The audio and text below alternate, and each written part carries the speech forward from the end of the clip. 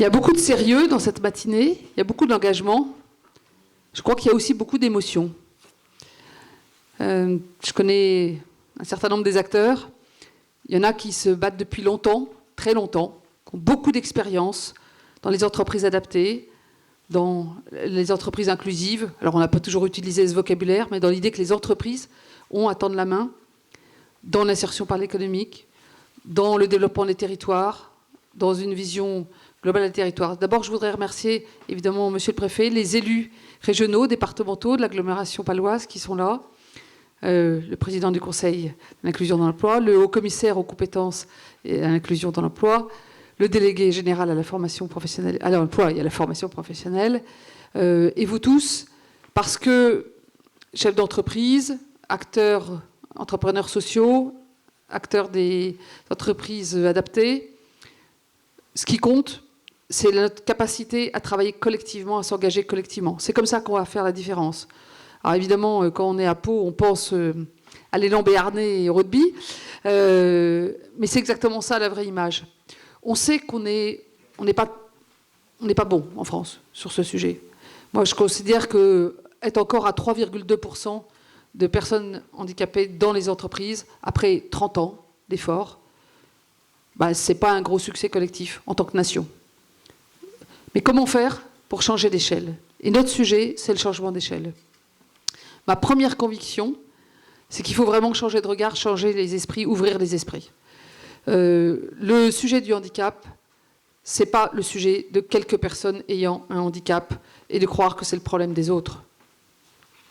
D'abord, une grande partie des personnes en situation de handicap, c'est lié aux accidents de la vie. Alors ça peut être un problème de santé, une maladie professionnelle, un accident, qui oblige à une reconversion, qui oblige à réinventer sa vie. Si on exclut de notre société les personnes qui sont en situation de handicap, on s'exclut nous-mêmes, on s'exclut tous nous-mêmes. Et ça, c'est la première conviction, elle est importante, parce que ça veut dire que ce n'est pas juste un sujet de spécialistes, c'est un sujet qui concerne toute la société. Et donc, quand on parle de société inclusive, quand on parle d'entreprise inclusive, de quoi parle-t-on? On parle de la réalité de la vie. Qu'il y a des différences, qu'il y a des parcours de vie parfois hachés, parfois plus difficiles, mais que tout le monde a quelque chose à apporter à la société, que chaque personne a quelque chose à apporter aussi aux entreprises, aux employeurs. Quand je dis entreprises, c'est tous les employeurs. Je reprends l'exemple qu'évoquait François Bayrou tout à l'heure, l'agglomération paloise, près de 10%, 9,95 exactement, m'a-t-il précisé après, de personnes en situation de handicap. Donc c'est vrai chez Safran, chez Airbus, c'est vrai chez Total, c'est vrai chez l'entreprise, le leader dans le surf qui a témoigné tout à l'heure ou qui a eu un prix, c'est vrai des PME, je crois que ça nous concerne tous. Mais il faut aussi le voir comme des ressources cachées, comme des talents cachés. Aujourd'hui, une entreprise sur deux a du mal à recruter. Mais si on ne s'ouvre pas aux 7-8% de la population active qui ont un handicap, certes, mais ils ont plein de choses à apporter, eh bien on ne va pas y arriver. Et quand je vois qu'il y a encore 500 000 personnes en situation de handicap à Pôle emploi, là, je me dis qu'on a encore beaucoup de travail à faire, collectivement.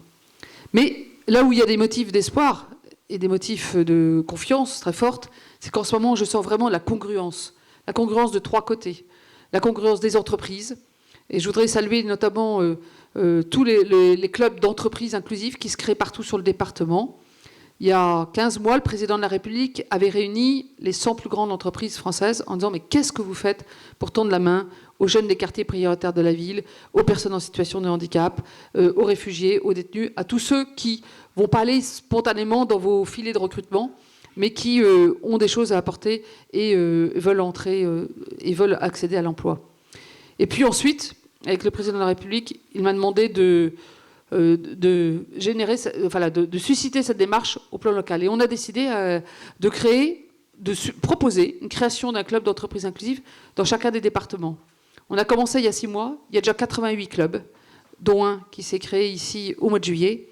Et je pense que c'est une démarche importante, parce que c'est des entreprises, il y a beaucoup de PME, et il y a des filiales de grands groupes, qui acceptent de se dire, mais oui, finalement, on a un problème de compétences, Et puis, il y a un problème, il y a un sujet d'inclusion. En devenant une entreprise inclusive, on traite des sujets de compétences, soit directement chez nous, soit en sous-traitance, et en même temps, on permet à ceux de nos concitoyens qui ont eu un problème à la naissance ou, très souvent, un accident de parcours, de pouvoir accéder à l'emploi, à la dignité du travail. Et ce club d'entreprise inclusive, il est au plan national, l'animation est faite par Jean-Marie Marx, Jean-Marc Borrello, Florence Poivet, mais ce sont des leaders d'entreprise. Ici, il y en a 4 dans le département. Ce sont des leaders d'entreprise qui animent ce club. Et je crois beaucoup à l'effet de contagion sur ce sujet, parce qu'on peut y parler, benchmark, solutions concrètes, problèmes qu'on a rencontrés, comment on a résolu les problèmes. Et je crois que beaucoup d'entreprises qui sont là sont dans ce club. J'invite les autres à y participer, quel que soit... et si vous n'êtes pas du département, il y en a partout. Parce que je pense que ça fait partie du momentum. En même temps, il y a un formidable mouvement du côté des entreprises adaptées. Et il y a le même du côté de l'insertion par l'économique. Alors c'est vrai qu'on a beaucoup travaillé, Cyril Guessot l'a dit, Thierry Guillet aussi, on a beaucoup travaillé avec l'UNEA, l'APF, chez qui j'étais ce matin. Tiens, l'équipe de France arrive, ou l'équipe du Béarn. Non, c'est juste parce que je les vois en maillot, il y a une petite surprise apparemment. Et puis l'UNAPI. Et on a co-construit, en fait, la réforme. Le bout de réforme qui concerne les entreprises adaptées dans la loi pour la liberté de choisir son avenir professionnel, que j'ai eu l'honneur de porter et qui a maintenant été votée il y a un peu plus d'1 an, eh bien, on l'a co-construit ensemble. C'est pour ça que ça me fait confiance, parce que j'ai confiance, parce qu'on a envie de le réussir ensemble. Et c'est quoi l'idée ? L'idée, c'est que les entreprises adaptées, aujourd'hui, il y a 40 000 bénéficiaires par an. Eh bien, on s'est donné le pari, un peu fou, de passer à 80 000 d'ici 4 ans. C'est un peu fou, parce que c'est plus facile à dire qu'à faire. Il faut trouver les marchés, et là j'en appelle aux entreprises.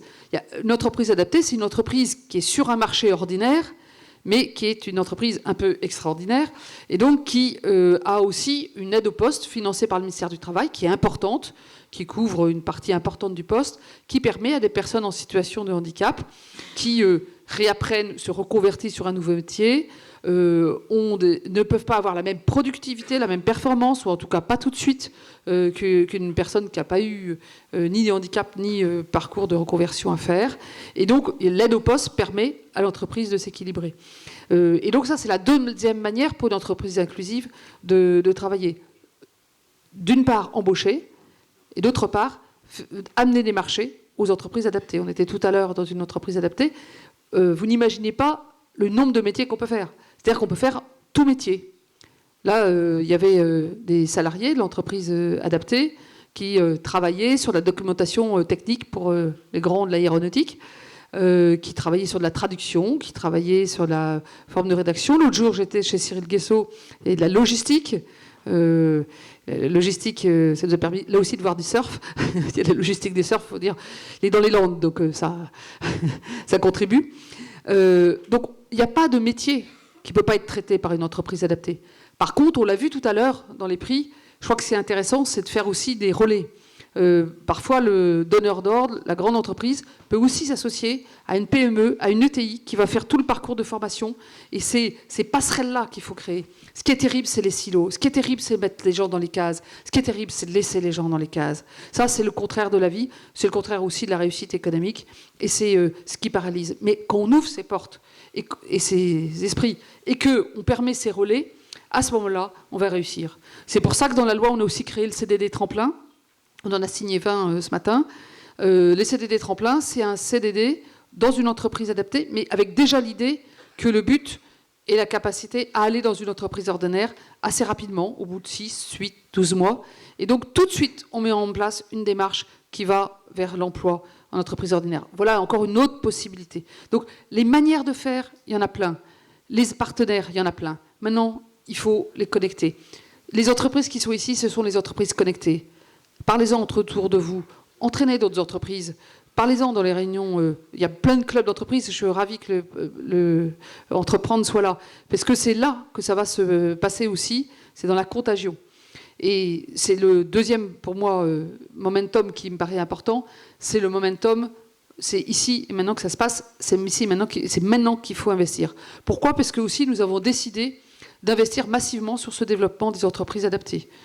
L'année prochaine, dans mon budget, je consacrerai plus de 450 millions d'euros aux entreprises adaptées.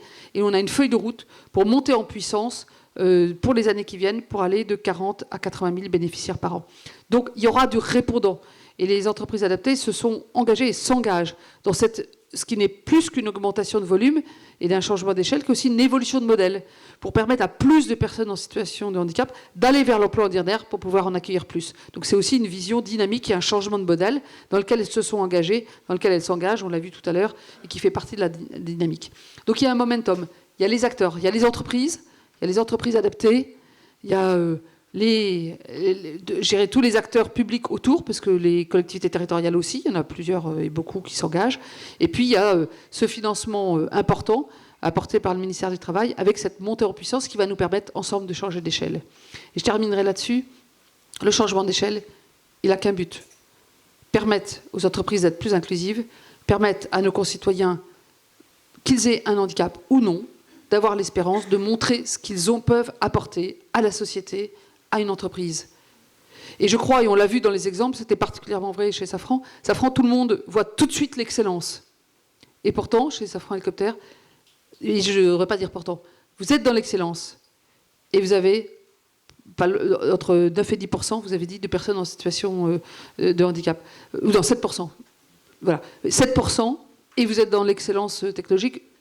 Voilà. Ce qui montre bien, et ça c'est ma conviction profonde, et ça fait 40 ans que je me bats pour la convergence sociale et économique, donc cette conviction elle est appuyée sur l'expérience, c'est qu'il ne faut pas choisir entre performance et solidarité. Notre choix, ensemble, c'est performance et solidarité, c'est la tête et le cœur, et avec ça on fera une société meilleure. Merci à tous. Merci.